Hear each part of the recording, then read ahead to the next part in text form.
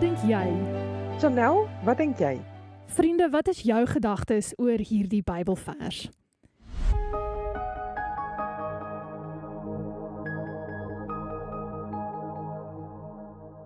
Ons lees in Matteus 18 vers 20, want waar 2 of 3 in my naam vergader, daar is ek in hulle midde. Chanel, ek dink baie mense verstaan die vers so. As iemand alleen bid, wonder hulle amper of God hulle gebed minder hoor. Wat dink jy hiervan? Ek het ook al dit gehoor, en ek moet sê, ek kan nogal ietwat insien hoekom iemand so sal dink. Maar my tannie, as dit waar was, dan sou dit beteken dat elke keer wanneer ek alleen stil raak met God, hy nie by my is nie. En ons weet dis nie wat die Bybel ons leer nie. Presies. As ons hierdie hele hoofstuk lees, sien ons Jesus praat oor iets baie spesifiek. Hy gee riglyne oor hoe gelowiges konflik moet hanteer en moeilike geestelike besluite saam moet neem. Met ander woorde, die konteks gaan oor gelowiges wat in eenheid volgens God se wil optree. En Jesus gee dan hierdie wonderlike belofte dat hy self by hulle teenwoordig sal wees as hulle so saamkom. Dink jy ook so, Janine? Verseker ja, Chanel, maar dit beteken nie God is afwesig wanneer jy alleen is nie. Dink maar aan mense soos Moses, Dawid, Elia en selfs Jesus.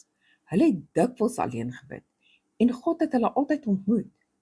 Ons moenie hierdie vergeet nie. Of wat dink jy, Chanel? Ek dink daar is 'n baie belangrike punt, ja. Ek dink byvoorbeeld ook aan Psalm 139 waar Dawid sê, daar is nêrens waar ons van God se teenwoordigheid kan weggaan nie. Of jy alleen is of saam met ander gelowiges, God is daar.